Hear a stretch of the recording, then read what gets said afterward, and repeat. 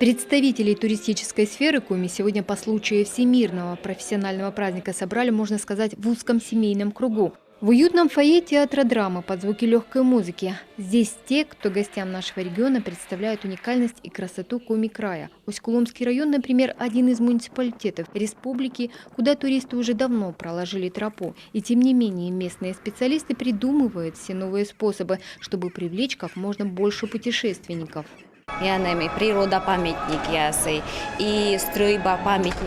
У нас есть природные памятники архитектуры, природный Кадамты, Ульяновский монастырь, уникальный ансамбль. Естественно, появляются индивидуальные предприниматели, которые развивают туризм. Сегодня мы можем показать и гастрономический туризм. Собираем рецепты коми-кухни, мы можем приготовить блюда. Недавно возле Вычегды появился гостевой дом, куда приходят много туристов. Поток туристов в Коми ежегодно растет. Правда, не такими быстрыми темпами, как хочется, на 2–3%. Но сегодня специалисты туриндустрии не гоняются за количеством. Главное для них – качество. Чтобы оправдать ожидания туристов в полной мере, должны быть комфортные условия во всем. Это и работа экскурсоводов, и транспортных компаний, а также музеев и гостиниц. Сегодня на это брошены все силы, в том числе финансовые.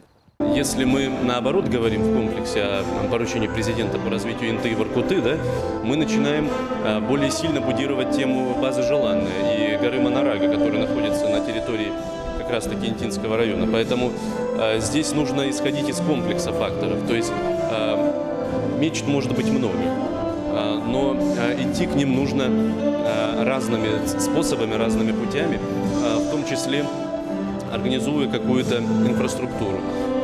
Это касается, например, гостевых домов. Мы уже несколько лет подряд поддерживаем создание гостевых домов на конкурсной основе в разных уголках республики.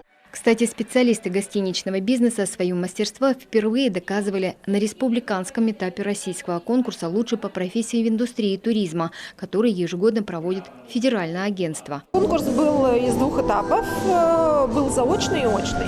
То есть нужно было выполнить работу, рассказать о своей профессии, рассказать о ежедневной деятельности, что особенного, насколько высокопрофессионально именно этот специалист выполняет, да, мировые стандарты.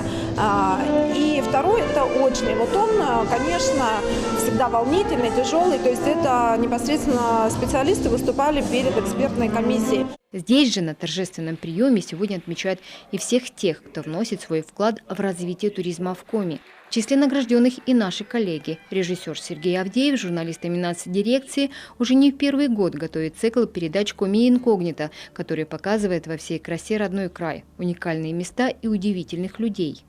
В ближайшее время, в субботу, выйдет «Коми инкогнито» о нашем путешественнике с Александром Пивкиным в поселок Усть-Кара. Это 240 километров еще на север от Воркуты. Он находится за пределами нашей республики, но тем не менее там люди говорят на коми-языке.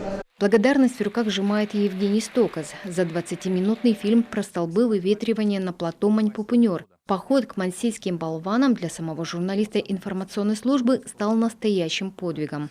Мы 50 километров ехали по реке, и если погода, допустим, долго держится теплая, то появляются проталины, мы проваливаемся, нам пришлось одни сани бросить, потому что мы были слишком тяжелые, там же оставили все мясо, вот, потом уже отдохнули. В общем, в чем эта поездка кардинально отличается от вертолетных, допустим, туров на Мань-Пупунер или поездок вот с восточной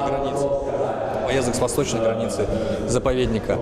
Это тем, что само по себе добраться до туда, не только увидеть плато, это само по себе приключение. Сегодня туриндустрия готовится к одному из главных событий года. В декабре откроется традиционная туристическая выставка «Коми Экспо Тревел». Раньше она называлась «Отдыхаем в Коми». Экспозиция соберет туристические сообщества не только из России, но и из-за рубежа. Участники представят свои турпродукты и, конечно же, обсудят насущные проблемы отрасли. Елена Кононова, Олег Жуковский, телеканал Юрган.